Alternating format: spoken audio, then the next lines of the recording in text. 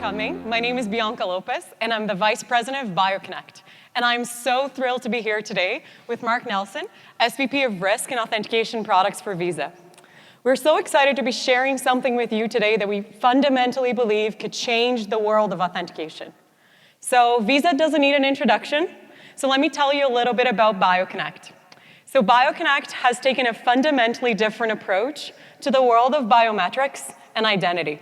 We have built an identity-based platform that enables all biometrics to be used for authentication. And we've built it in a way that it's agnostic of modality, device, and identity authority. The reason why we believe that's so fundamentally important is because consumers need choice. And we have gone together with Visa to provide an alternative that enables choice, flexibility, without compromising security. Consumers like you and I want to be able to authenticate using whatever device and modality we want to. And while merchants, banks, fintechs, and gateway companies need to be able to do it in a way that is across channel, without compromising security, they need to understand who you are, what you're doing, why you're authenticating. So we've come together, and we believe that now by combining our technologies, we will be able to broaden the horizon of authentication. So without any further ado, let me pass it over to Mark, who will show you what this future of frictionless authentication might be able to look like. In the digital world, we're all used to using passwords to authenticate ourselves, and we all are familiar with the security vulnerabilities of passwords. But one stat that I thought is kind of interesting is we hear a lot about very sophisticated data attacks and data breaches against our networks, and against the merchants, against the issuers.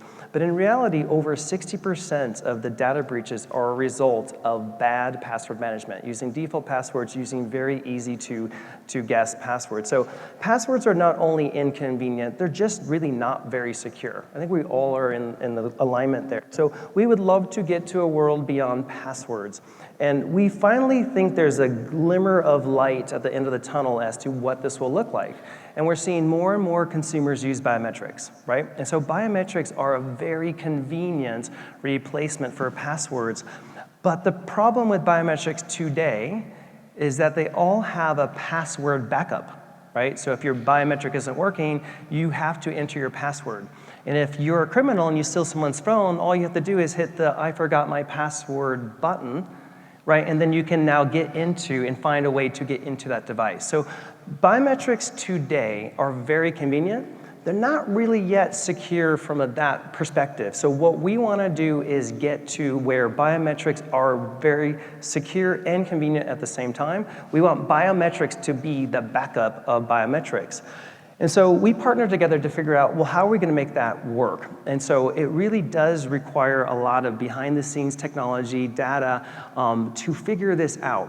So what we're going to show today, we're going to map over to a screen. I have two things here.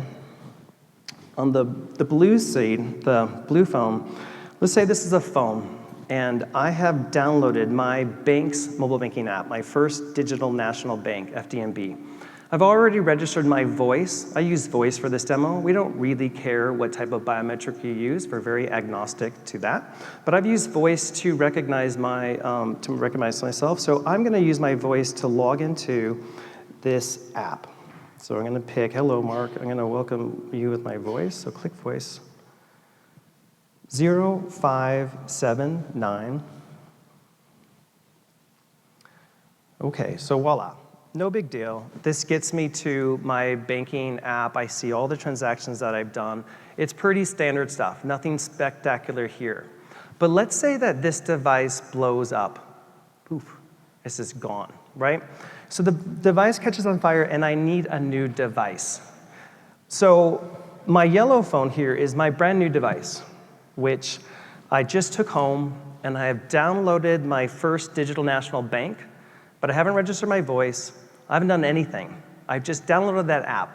So in today's world, when you click on that, you're going to have to enter your username and password for that app.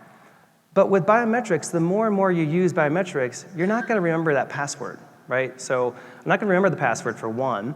And once again, passwords are not so secure. So I want to use my voice. So I'm going to click on this button, and it's going to say, hey, are you already part of the family?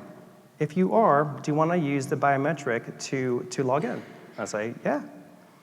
So it's going to turn on my microphone. 7905.